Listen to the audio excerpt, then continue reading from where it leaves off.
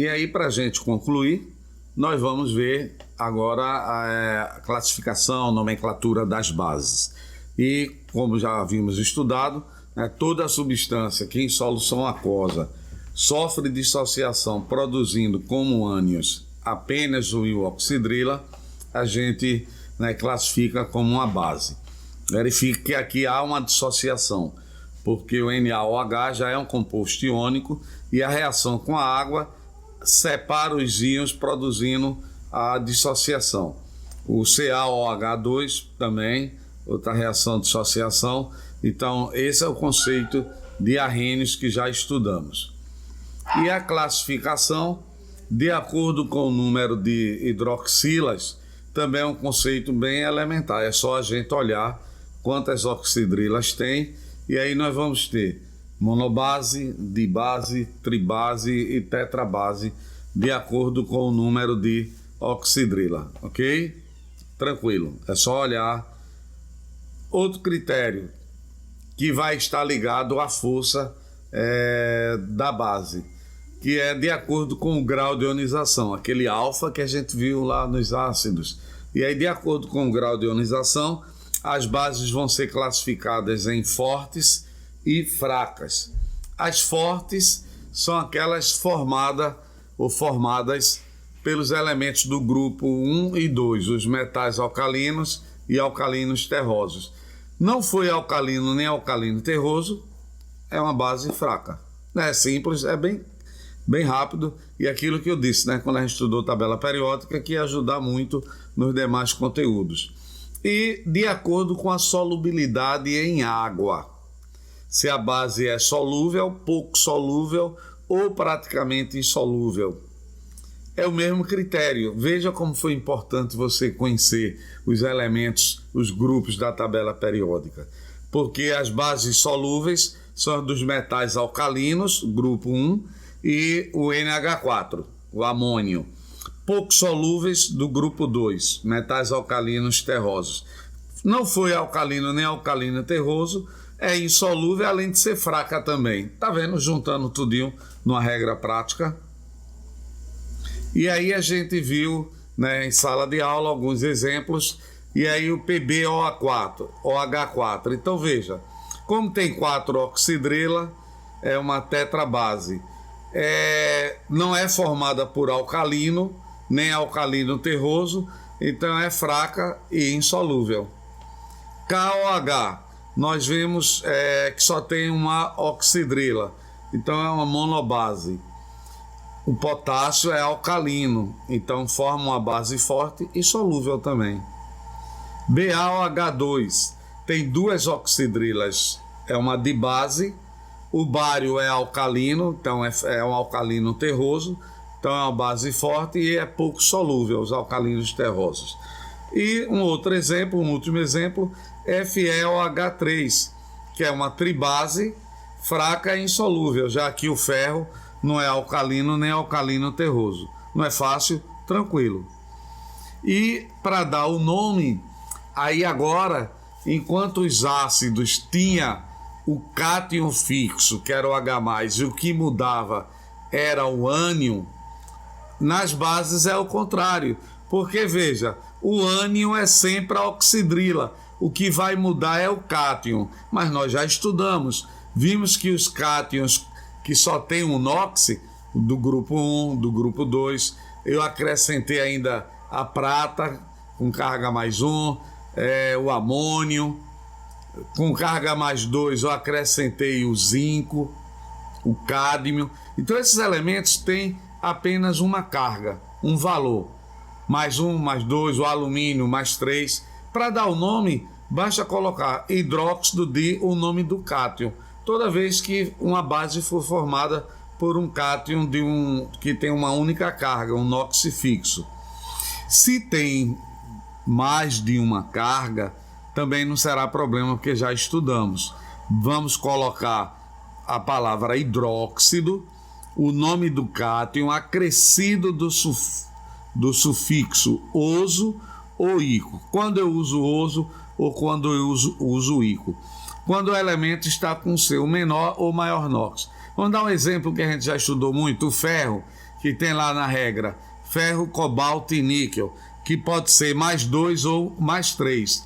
Se no determinado composto o ferro for carga mais 2, que é a menor dele, aí eu boto o sufixo oso, ficaria ferroso. Se em outro composto ele está com a carga mais 3, que é a maior dele, eu acrescento o sufixo ico, então fica férrico.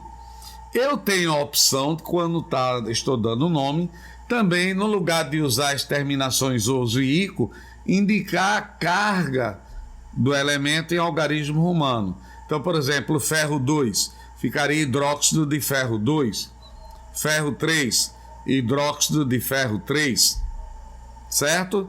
É assim que a gente vai trabalhar. Então vamos ver alguns exemplos.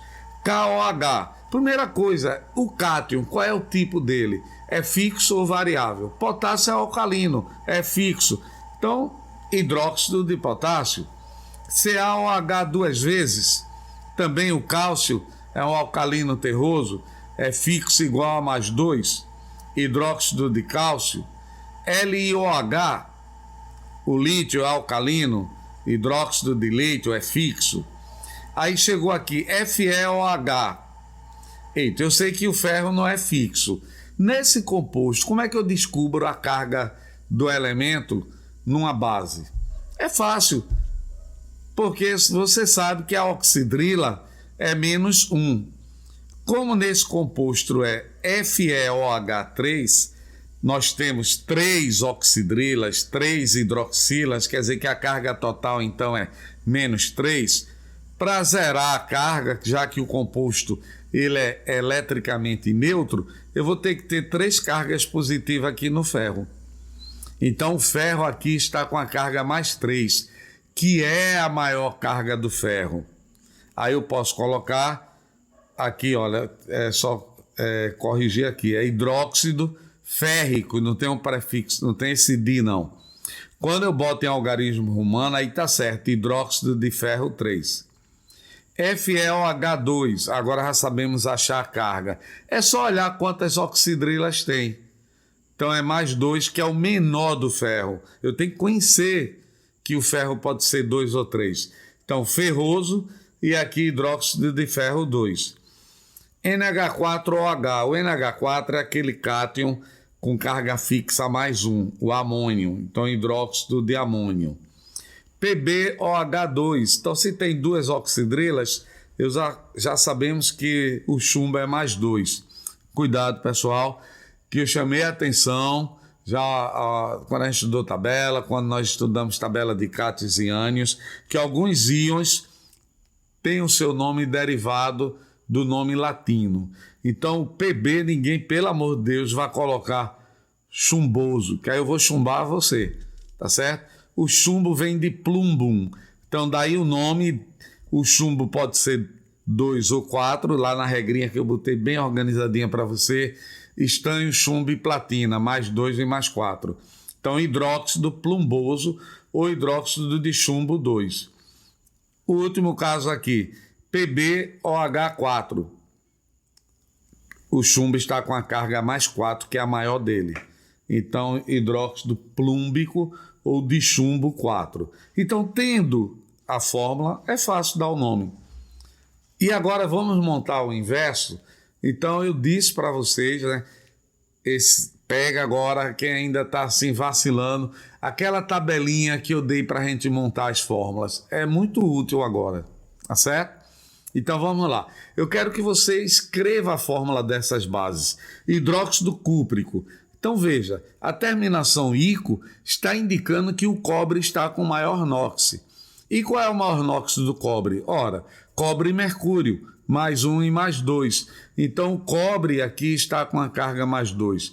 Como a oxidrila é menos 1 e a soma tem que ser 0, eu vou ter que colocar 2 oxidrilas, CuOH2. Hidróxido de platina 2, já estou dizendo que a platina é 2. Para zerar, como a oxidrila é menos 1, vamos precisar de 2 oxidrilas, porque 2 vezes menos 1 dá menos 2, com mais 2 zera. Hidróxido de alumínio. O alumínio faz parte dos cátions dos íons com carga fixa. mais 3. Então, 3-oxidrila. Hidróxido áurico. Olha aí outro elemento que o nome é derivado da origem latina. Então, hidróxido áurico. E qual é o maior NOx do ouro? E qual é o maior NOx do ouro? O ouro pode ser 1 e 3. Então, ele aqui é mais 3. Tá certo? Então, é assim que você vai fazer.